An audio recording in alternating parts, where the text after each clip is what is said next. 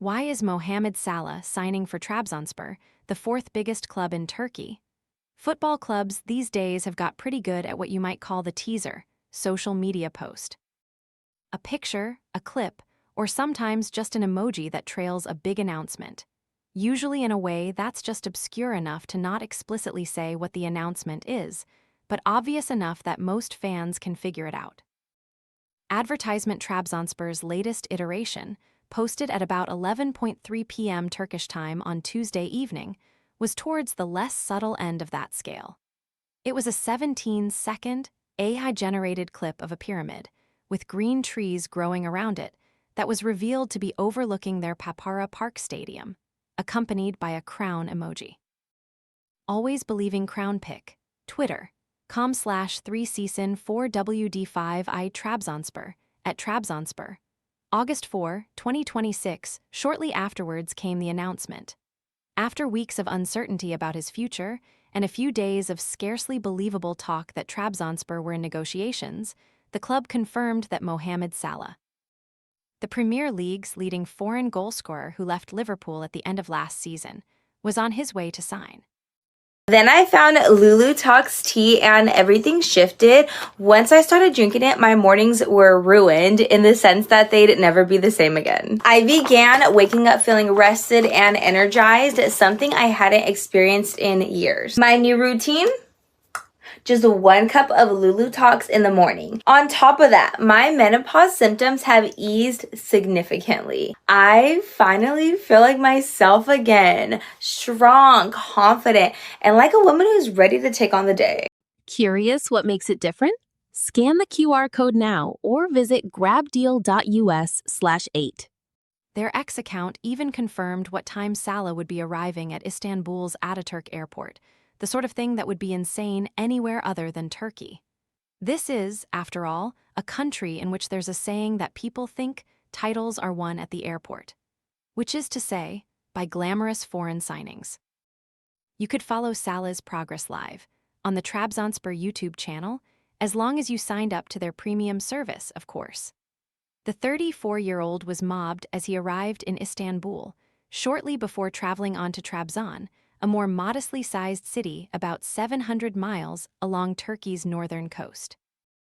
Around the time he landed, the club put out a video message of Salah wearing a Trabzonspor shirt on his plane. Although he will wear no 10 when he makes his debut, his shirt had no 61 on the back, a nod to the club and the city.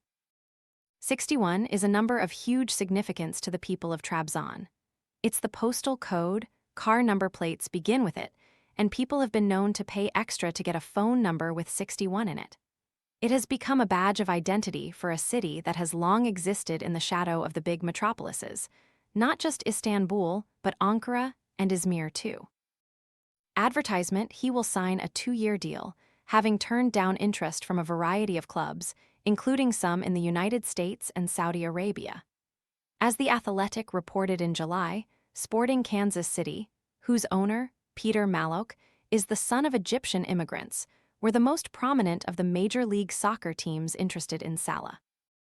However, while Sporting KC were prepared to match his Liverpool wages, making him the second highest paid player in MLS history behind Lionel Messi, they never made a formal offer after being told that Salah was willing to take less money to remain on the European stage.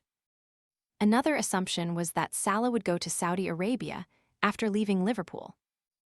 It wasn't entirely unfounded. Salah is the most high-profile Muslim player who isn't already in the Saudi Pro League. Clubs have tried to sign him a few times, and he even admitted in 2025 that if he hadn't signed a new contract at Liverpool, he would have gone there. "I still have a good relationship with them, and I always stay in contact with them," he told Egyptian TV station On Sports. "Yes, we were talking to each other." This time, he wasn't particularly interested in anything Saudi Pro League clubs had to offer. When Liverpool faced Galatasaray in the Champions League last season, some of their players asked where he would be going after Liverpool, and the message was, he didn't know, but not Saudi Arabia. So the question is, why Turkey and why Trabzonspor?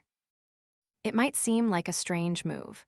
One that could indicate a rough final season has done more damage to Salah's reputation among elite and slightly below elite European clubs than initially thought.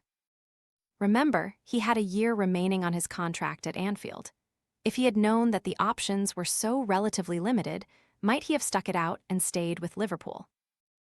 Had he left when his stock was higher, he would most certainly have had more choice, and you're left with the sense that signing for Turkey's fourth biggest club is ultimately a disappointment. Advertisement Salah is not just the biggest signing in Trabzonspor's history, he might also be the biggest in Turkish football history. Others, Roberto Carlos, Wesley Sneijder, Didier Drogba, Robin van Persie, and particularly Georg Hagi, who arrived at Galatasaray aged 31 in 1996, closer to his peak than many of the others, and went on to win 4 Super League titles, might have something to say about that. But this is a player only one season removed from scoring 29 goals in a Premier League title-winning season. The Super League is known for this flavor of deal. The big star, slightly past their best, looking for a last payday.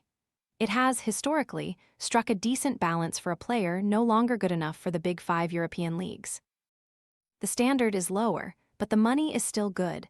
The big clubs are still regulars in UEFA, competitions and atmospheres at games are intense enough to match the big time. Some of that appeal remains, although emerging markets, such as the US, Saudi Arabia, and a decade or so ago, China, have challenged it from a financial perspective. You would expect Salah to sign for one of Istanbul's Big 3 clubs, but neither Galatasaray nor Fenerbahce were interested, despite being offered the chance to sign him. Besiktas were in protracted negotiations and at various points looked close to securing Salah's signature, but ultimately couldn't or didn't want to meet the financial demands of Salah and his agent, Rami Abbas, according to their technical director Önder Özen. Özen told the media that instead of making a populist decision, Besiktas president Serdal Adali made a realistic one and left the table, at least for now. They are the most successful Turkish club outside the Big 3, having won the Super League 7 times, although all but one of those titles, 2022, came in the 1970s and 80s. They are one of only 2 Anatolian, from outside Istanbul, teams to win the league. But they are still pretty small fry in the broader scheme of things. To give a small idea of how much the biggest 3 clubs dominate the discourse in Turkey, on Wednesday morning, the main football story on the homepage of Hurriyet, theoretically a national publication, was about Fenerbahce supposedly trying to sign Real Madrid forward Endrick, not Salah arriving in Trabzon. Trabzonspor are not in the Champions League. They finished 3rd in Turkey last season, with only the top 2 even making the qualifiers, so they will enter the Europa League at the playoff phase, where they will play either Hungary's Ferencváros or Górnik Zabrze of Poland. As another indication of their relative size, the European Football Club's ranking, based on performances in UEFA competitions, has them in 146th place, nestled between RFS Riga in Latvia and Víkingur Reykjavik from Iceland. Advertisement, their squad list, doesn't set the pulse racing either. Salah will be playing up front with Paul Onuachu, who scored freely in Turkey over the past 2 seasons, but English audiences will remember a couple of pretty barren years with Southampton.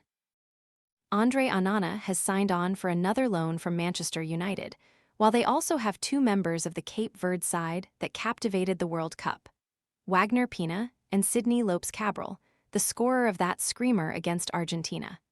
But by any measure, the drop-off in quality compared to his former Liverpool teammates will be steep.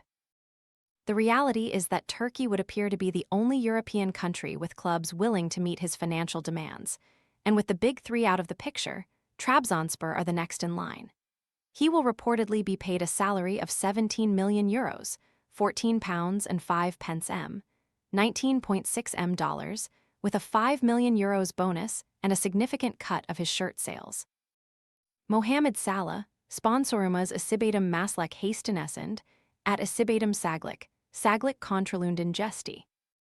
Pick Twitter, com/B6C7QBGB5U Trabzonspor.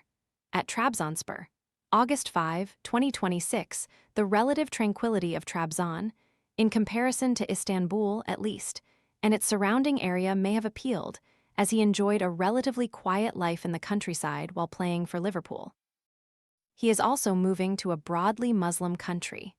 Officially, Turkey is secular, but virtually the entire population is Muslim, so while that would not have been the factor considering he spent 9 years in England, it might have been a factor. He will be the marquee star in a modern, Muslim-majority country for the first time since he left Al Makaloun and Egypt in 2012. There is the question of how Trabzonspor can afford this, considering they don't have Champions League money to bolster their finances. Like many of these deals in Turkey, it will be financed by sponsorship, primarily through deals with Turkish Airlines and TOG, a Turkish manufacturer of electric cars. Both have connections to the Turkish government. While reports had claimed that Trabzonspor were Salah's choice, before Tuesday, their president Ertuğrul Dogan had been keen to play things down. He told Spor, "There is no such agreement. As for plans to bring him to Trabzon, there is no such plan, there is nothing to it. If there were such a plan, we would provide information, the press would be informed, and so on. There is no such thing." But by Wednesday morning, Salah was in Istanbul having his Trabzonspor medical, before heading onwards to Trabzon to meet his new adoring public. Salah's arrival, as well as Besiktas and Fenerbahçe spending big this summer, reflects a broader desperation in Turkey to break the dominance of Galatasaray. They have won the last 4 Super League titles under Okan Buruk.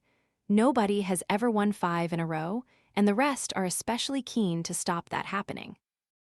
Their own summer has been quiet, but they spent $75 million on Victor Osimhen last summer and are in the market for more signings. Advertisement: will the addition of Salah allow Trabzonspor to challenge their dominance? It will be a long shot. They finished 8 points behind Galatasaray last season, and their fellow challengers have also tooled up. Besiktas have signed Leandro Trossard and have switched attention from Salah to Dusan Vlahovic. Fenerbahçe signed Mason Greenwood and Nathan Ake and have a new president keen to end their historic title dry spell, which stretches back to 2014. Will he try to use this as a springboard back to a more elite club? Would, say, 25 goals in the Super League convince a more prestigious side to give him another chance? One of the summer's more protracted transfer sagas is over, and not in the way most of us expected. Additional reporting: Isli Pellet and Paul Tenorio.